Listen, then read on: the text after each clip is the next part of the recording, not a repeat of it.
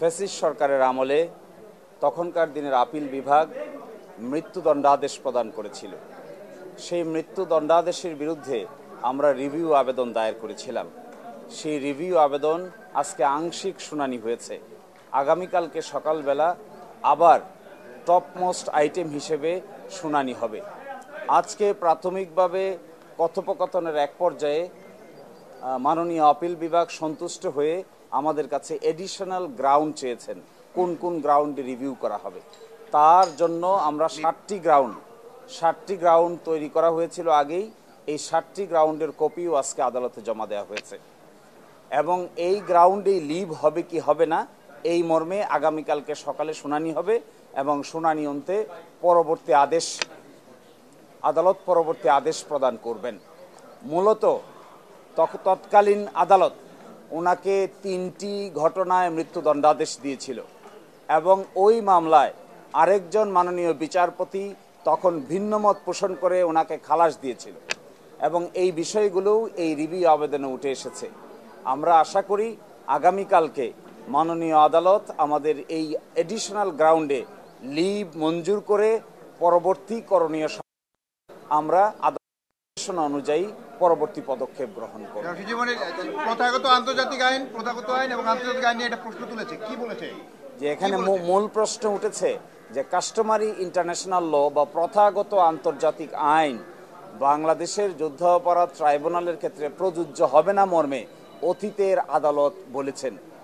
এটাই আজকে রিভিউ হচ্ছে যে এই যে আন্তর্জাতিক আদালতের আইন এখানে প্রযোজ্য হবে না এই কথা বলে যে রায় দেওয়া হয়েছে শুধু জনাব এটিএম আজহারের ক্ষেত্রে নয়, জনাব কাদের মোল্লা সহ জনাব মতিউর রহমান নিজামী, জনাব কামরুজ্জামান এবং অন্যান্য আলী হাসান মোহাম্মদ মুজাহিদ, জনাব মীর কাশেম আলী সকলের ক্ষেত্রেই এই যে আন্তর্জাতিক আইনের প্রথাগত বিধান প্রযোজ্য নয় মর্মে রায় দিয়েছে। আজকে যে রিভিউ পিটিশনের আলোচনা উঠেছে সেখানে উঠেছে অতীতের সবগুলো রায় এই যে একটি ফাইন্ডিং তারা দিল এবং এই মানুষগুলোকে মৃত্যুদণ্ড দিয়ে এক্সিকিউট করা হলো। আজকে যদি সেই সব রায়গুলো এই পয়েন্টে রিভিউ হয় তাহলে আন্তর্জাতিক আইনের অ্যাপ্লাই না করার কারণে যে অবিচার হয়েছে সেটা নতুন করে আবার প্রমাণিত। বসুন্ধরা ডায়াপেন্ট এখন আরো উন্নত।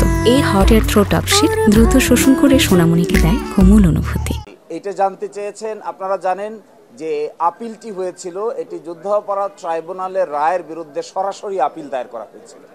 ওই আপিলটি খারিজ করে মৃত্যুদণ্ডাদেশ বহাল রাখা হয়েছিল। এখন এসে প্রশ্ন করা হয়েছে যে এই আপিলের বিরুদ্ধে যে রিভিউটি দায়ের করা হয়েছে এখানে কোনো লিভ গ্রান্ট করতে হবে আগে নাকি সরাসরি রিভিউ পিটিশনটি অ্যালাউ করতে পারবে। এই প্রশ্নে সিনিয়র আইনজীবী জনাব প্রবীণ নিয়োগীর মতামত নিয়েছেন। জনাব প্রবীণ নিয়োগী বলেছেন যে লিভ গ্রান্ট করার অতীতের অভিজ্ঞতা আছে। এটিকে বিবেচনা করে আজকে আমরা আরো কিছু আইন কানুন দেখার চেষ্টা করব যে লিভ গ্রান্ট না করেও সরাসরি রিভিউ পিটিশন মঞ্জুর করা যায় কি না। আগামীকালকে সকালে এই আইনের বিধানগুলো মাননীয় আদালতের সামনে উপযুক্ত পন্থায় দায়ের করা হবে। কাস্টমারি ইন্টারন্যাশনাল ল ছাড়া অর্থাৎ প্রথাগত আন্তর্জাতিক আইনের যে বিধান এই বিধান ছাড়া ইন্টারন্যাশনাল ক্রিমিনাল কোর্টের কোনো বিচার করা সম্ভব নয়। এই বিচার হয়েছে সিয়েরা লিওনে, এই বিচার হয়েছে রুয়ান্ডাতে, এই বিচার হয়েছে ইউগোস্লাভিয়ায়, এই বিচার হয়েছে টোকিওতে। সব জায়গায় ইন্টারন্যাশনাল ক্রাইমস ট্রাইব্যুনাল যারা ছিলেন তারা কাস্টমারি ইন্টারন্যাশনাল লকে অ্যাপ্লাই করে বিচার করেছে, কিন্তু আমাদের দেশের কোর্ট এসে বলেছেন যে এটা একটা ডোমেস্টিক ট্রাইব্যুনাল, এখানে আন্তর্জাতিক প্রথাগত আইনের কোনো প্রযোজ্যতা নাই। আজকে আমরা সেই প্রশ্নই তুলেছি যে আন্তর্জাতিক অপরাধের প্রযোজ্যতা ছাড়া, ওই আইনগুলোর বিধানের প্রযোজ্যতা ছাড়া এই মামলার বিচার করা পসিবল নয় এবং যা করা হয়েছে তা আইনসম্মতভাবে করা হয় নাই।